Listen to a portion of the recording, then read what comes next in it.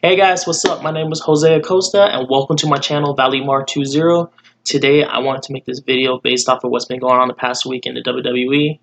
As you guys already know, there's been a bunch of releases this past week, whether it was superstars, whether it was referees, producers, and even announcers. Today I wanted to give my top 5 on the most shocking to me, and I hope you guys do like this. So number 5, I'm going to start off with Rusev.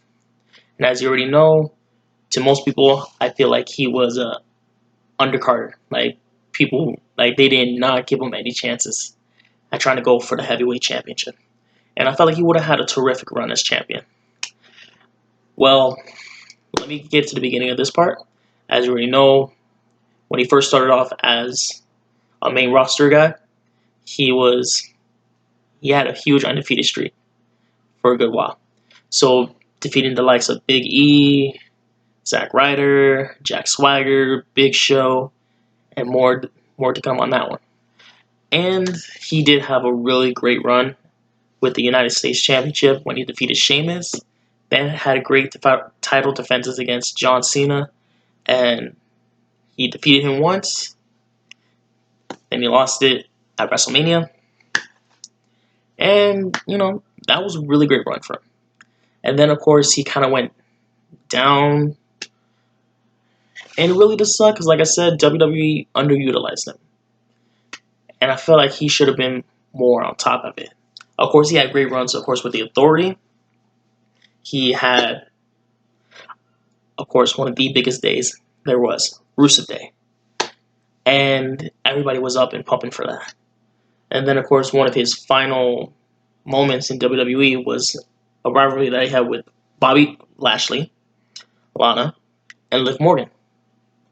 And then after that, he was gone. And I really hope to see him in the ring sooner or later. Hopefully it's for a company like AEW. Rumor has it they might get him. If not, then hopefully he has a great run within the indie scene. I would love to see him in the indie scene. Number 4 was really emotional for me to see. I almost cried in it, of course, seeing it. But it was really heartfelt. For me, number 4 is Drake Maverick.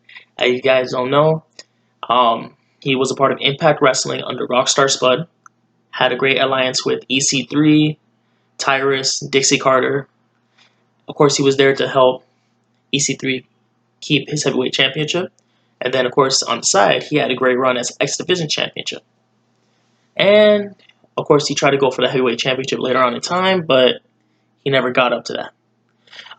Then he left Impact and got signed with WWE, and I was really hoping it was going to be for a competitor. For the first time, he was the general manager of 205, which was a pretty good run, pretty good fit for him. He looked like someone that can take control, take authority.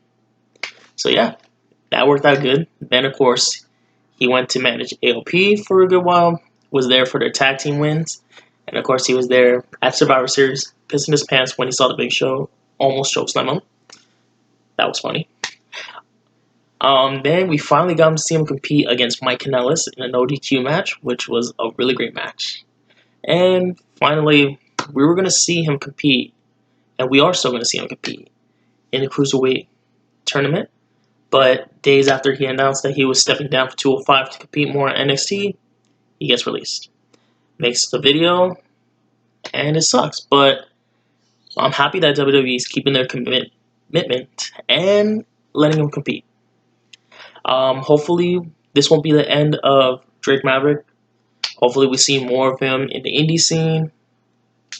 I really hope to see him again soon. Number 3, I wanted to put this down as he's one of my favorites, the man of the hour, the 25-year-old piece of gold, Lio Rush. I have met this guy before, a really great guy. I have seen him at PCW in Wilmington, California, one of my first indie shows, and he went against Extreme Tiger in a great match. Then a month later, he gets signed to WWE. And, he had a really great run at NXT.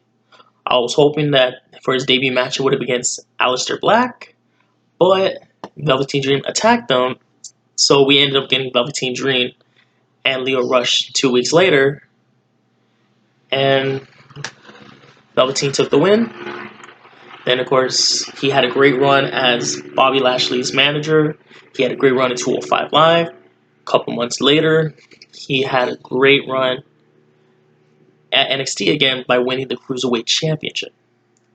And I was really hoping to see more from Leo Rush. Hopefully, would have got to see him with a singles run in the main roster, probably with a championship. But WWE released him, and it sucks. But knowing Leo Rush, we're going to be seeing him soon, either in an indie scene or at another promotion. So hopefully, we see him soon. Number 2, I wanted to put someone that's been there for over 31 years, and that guy is Mike Chioda.